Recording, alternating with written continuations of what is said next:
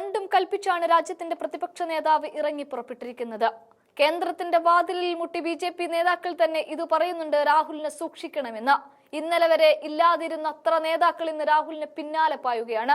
300ഓളം എംപിമാരാണ് ഒറ്റയടിക്ക് രാഹുലിനോടൊപ്പം ചേർന്ന് തെരഞ്ഞെടുപ്പ് കമ്മീഷനെതിരെ തിരിഞ്ഞിരിക്കുന്നത്. ഇവിടെ എല്ലാത്തിന്റെയും മുന്നിൽ തന്നെയാണ് രാഹുൽ ഗാന്ധി ഉള്ളത്. ഒരു സമരവും പ്രതിഷേധ പരിപാടിയും സംഘടിപ്പിച്ചുകൊണ്ട് തന്റെ വസതിയിൽ ഒതുങ്ങിക്കൂടിയിരിക്കുകയല്ല രാഹുൽ. പകരം മുന്നിൽ തന്നെയുണ്ട്. രാഹുലിന് നേരെ വധഭീഷണി പോലും മുഴങ്ങിയ സാഹചര്യം. ഇനിയും ഒരടി മുന്നോട്ട് വെച്ചാൽ കയ്യാമം വെച്ച് ജയിലിനുള്ളിലേക്ക് എന്ന തരത്തിൽ രാഹുലിനെതിരെ തെരഞ്ഞെടുപ്പ് കമ്മീഷൻ പൂട്ടാൻ നോക്കുമ്പോഴും ഞങ്ങൾ വെറുതെ തോറ്റതല്ല, ഞങ്ങളെ തോൽപ്പിച്ചതാണ് എന്ന് പ്രഖ്യാപിച്ചുകൊണ്ടാണ് രാഹുൽ ഇന്ന് ഇറങ്ങി പുറപ്പെട്ടത്. പാർലമെന്റിൽ നിന്ന് തുടങ്ങിയ റാലി വലിയ പ്ലക്കാർഡുകളൊക്കെ ഉയർത്തിക്കൊണ്ട് ഇരച്ചെത്തുമ്പോഴാണ് ബാരിക്കേഡുകൾക്ക് നടുവിലേക്ക് പ്രിയങ്കയെയും രാഹുലിനെയും അകപ്പെടുത്തിക്കൊണ്ട് സേന വളയുന്നത്.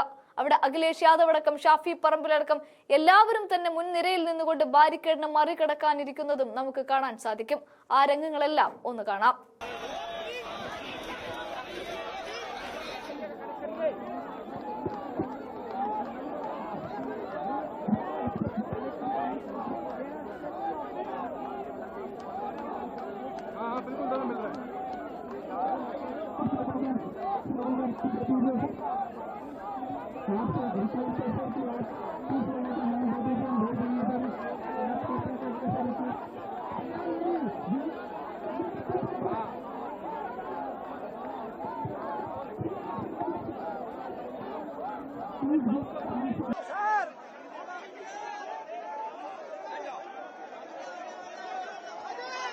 उधर जाना यार।